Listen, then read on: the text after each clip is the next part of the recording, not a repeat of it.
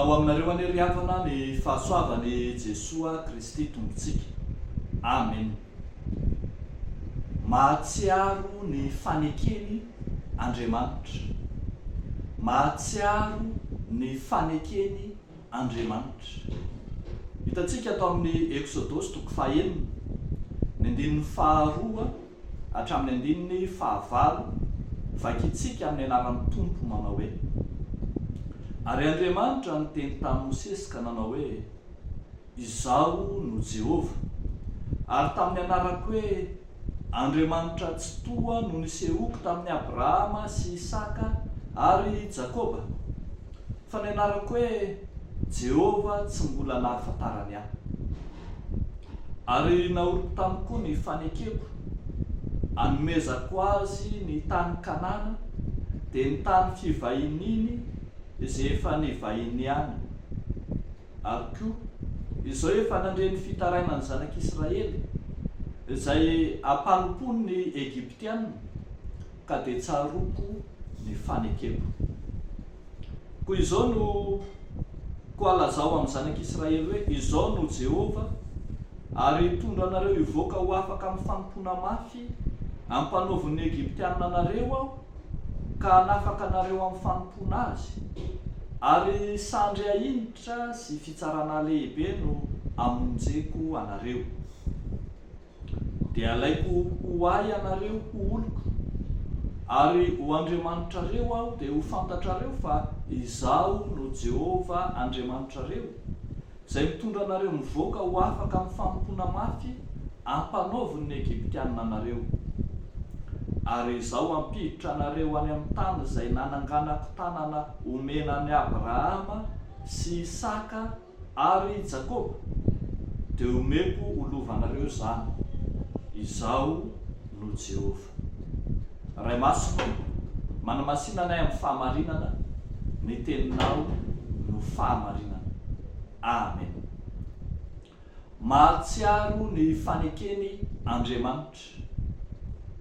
Eo ampamoahana ny zanak'Israely tao ambany vahoan'ny Farao tany Egypta, rehefa somary enjakenjana ny fifanarahana, ilay fifandaharana teo amin'ny Mosesy sy Farao andaniny teo amin'ny zanak'Israely sy ny Farao ankilany, ary indrindra koa aza ambonin'izany teo amin'ny zanak'Israely sy Mosesy. Nanomboka ny vahavà ny fahatokiana, dia miditra tsehatra Andriamanitra, manome toky fa Andriamanitra mahatsiaro ny fanekeny izy. Hoy ny voalaza ny eo amin'ny andininy 5 manao hoe: izao efa nandre ny fitarainany zanak'Israely izay ampanompon'ny Egyptiana, ka dia tsaroko ny fanekeko. Andriamanitra mahatsiaro ny fanekeny. Ilay fanekena izay efa natao tamin'ny Abrahama efa amanjato ny taona maro, efa mihoatra ny 400 taona, dia indro tsaron'Andriamanitra indray ankehitriny. Ambara zany fa tsy levon'ny taona mifandimby ny faneken'Andriamanitra, ary manakery n'aiza n'aiza. Hatrany amin'ny nakanany Abrahama, ny antsonany Abrahama tany amin'ny oran'ny Kaldiana, dia nanakery ny faneken'Andriamanitra hatraty Egypta, dia mbola manakery, mbola anakery hatrany amin'ny tany Kanana koa azy. Mahatsiaro ny fanekeny Andriamanitra, na i Abrahama no nantsony, na i Mosesy no antsony.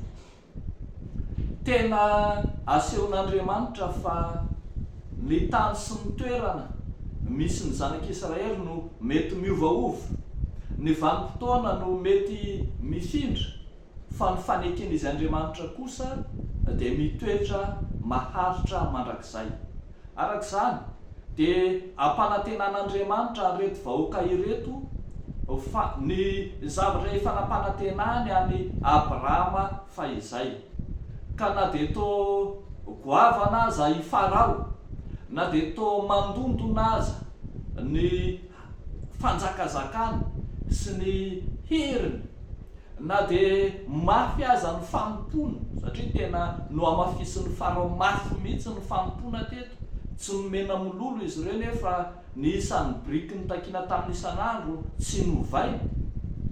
De zao Andriamanitra kosa mahatsiaro ny fanekeny ka vonona amonjy anafaka. Rehavako malala, asehon'Andriamanitra mihitsy fa eo anatrehan'ny fizahan-toetra, eo anatrehan'ny izay mandalo, eo amin'ny fiainan'ny mpanompony, eo amin'ny fiainan'ny olombo antsony, eo anatrehan'ny ady mafy zay atrehana, eo indrindra no isehon'izy Andriamanitra mahatsiaro ny fanekeny ka de mamonjy sy manafaka izy. Reo avakintsika ny 1:9 hatramin'ny 15 de ambaran'Andriamanitra fa zava-poana lay fampampona mafy ny tanjaka Egypta, ny herin'ny Farao, fa ny fanekeny kosa lay efa hatramin'izay de fanekena mandresin'ny sarotra, fanekena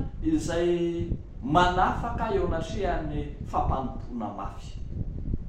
Tena mahazo antoka ny zanak'Israely tarihan'ny Mosesy, satria ny faneken'Andriamanitra no fototra iorenan'ny finoana sy ny fanafahana ho azy ireo.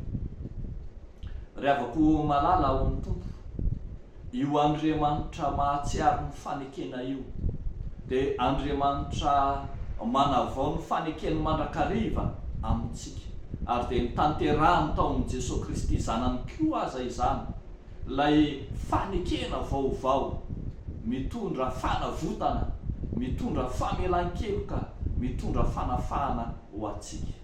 Ianao zay mety miatrika ady mafy, mety miatrika fizahan-toetra, toa ohatrany mandalo Egypta ngeza be, ohatrany misy manalokaloka, misy Farao manalokaloka ny fiainanao, na toy inona izay ady ny fiainana, ady mpanahy, de tsarovy ny faneken'Andriamanitra de famonjena sy fanafahana. Andriamanitra, ny faneken'Andriamanitra de mihoatra lavitra noho ny tanjaka Egypta, ny faneken'Andriamanitra de mihoatra lavitra noho ny fahefan'ny Farao, mihoatra lavitra noho izay zavatra mandindona sy manavesatra anao.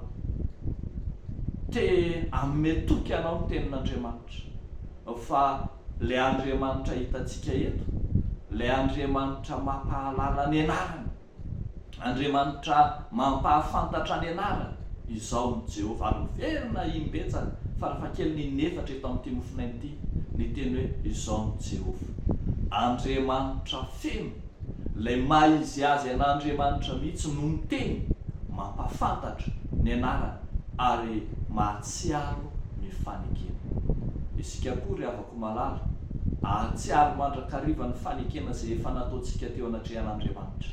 Andriamanitra tsy manadino mandrakizay, Andriamanitra tsy manary mandrakizay, fa anjarantsika kosa ny mahatsiaro ireo fanekena samihafa efa nataontsika, ny amin'ny fanatanterahana ny faneken'ny batisa, ny fanekena mampandray, ny fanekena mampanompon'Andriamanitra, mahadekona, mpiandry, mpitandrina, sy ny faneken'ny fanambadiana, fanekena samihafa zay efa nataontsika tany anatin'ny fikambanana sampana samihafa tany. Samy ahatsiaro sika ho taratra ilay Andriamanitra mahatsiaro ny fanekena. Nen'Andriamanitra ry havana de mazava, Andriamanitra mahatsiaro ny fanekena, Andriamanitra te hamonjy, te hanafaka. Ka na inona enta mavesatra, na inona fizahan-toetra, na inona fitsapana eo amin'ny fiainanao de tsarovy fa manafaka le Andriamanitra ny fanekena. Deo n'Andriamanitra irerian'ny voninahitra. Amen. Ivavaka isika. Sotranao zay Tompo Andriamanitra ny amin'ny fanekenao Andriamanitra lay tsy miova, lay te hamonjy anay hatramin'ny taloha ka ho mandrakizay. Misaotra raha io. ary vonina kosa izay hahatsiaro sy amisavisa eny anavao ny fanekenay eo anatrianao, ny fanekenay anompo anao, ny fanekenay ho tia anao, ny fanekenay iorona ao aminao. Fa mivavaka ihany koa izay tompo amin'ity andro anio ity ho an'ireo mpanomponao rehetra izay mitondra enta mavesatra, ireo anaty fizahan-toetra, fitsapana lala, ireo mizaka ny tseran'ny aina, ireo rehetra mitaraina, mitalao, mitoloko eo anatrianao noho ny fahoriana mafy izay zakaina. Mivavaka ho azy ireny izay tompo, ianao hanafaka, hanamaivana ary hitondra azy ho amin'ny fitsaharanao. Amin'ny anaran'i Jesosy no anaovanay izany mivavaka izany.